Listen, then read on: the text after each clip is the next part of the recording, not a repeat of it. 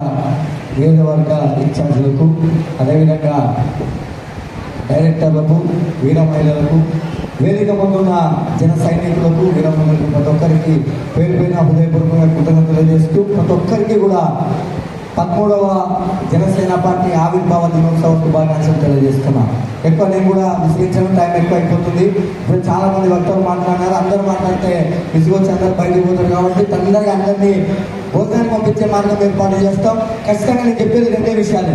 ఖచ్చితంగా జనసేన పార్టీ బలోపేతానికి మన నాయకుడు పవన్ కళ్యాణ్ గారి ఆశయ సాధన కోసం మనమందరం కూడా కంకణం కట్టుకొని ఈ పార్టీ మూలాలు విస్తరించే విధంగా కష్టపడదామని చెప్పి చేస్తూ, ఎందుకంటే పార్టీ ఎదిగితేనే కార్యకర్త ఎదుగుతాడు, పార్టీ విస్తరింపబడితేనే కార్యకర్త నాయకుడిగా తయారవుతాడు. ఎక్కడ ఏదైనా అక్కడే ఉంటే పార్టీ ముందరు పోదు, నాయకత్వం ముందరు పోదు. కాబట్టి మన నాయకుడు 12 ఏళ్ళు తన భుజస్కంధాల పైన పార్టీని అన్ని విధాలుగా కష్టపడి నష్టపడి ఒక విధానానికి తీర్చిదిద్దిన పార్టీని మనమంతా కూడా జన సైనికులు అందరం కూడా కలిసికట్టుగా ఆ పార్టీని మన గ్రామాల్లో, మన నియోజకవర్గాల్లో, మన ప్రాంతాల్లో విస్తరించి అభివృద్ధి దిశగా మనమందరం కూడా అడుగులు వేద్దామని ఎప్పుడు కూడా సమర్థవంతంగా పనిచేసే నాయకత్వాన్ని ఖచ్చితంగా మనం ఆశీర్వదించాల్సిన అవసరం ఉంది, ఆహ్వానించాల్సిన అవసరం ఉంది.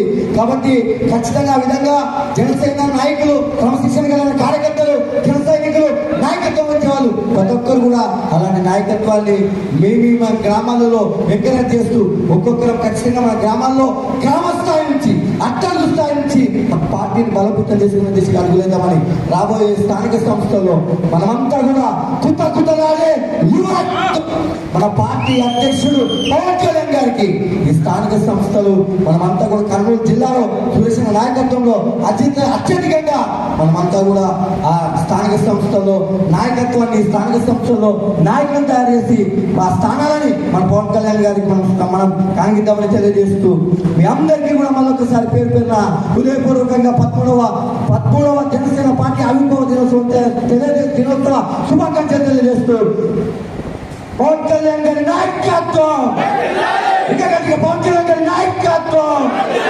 జై జనసేన.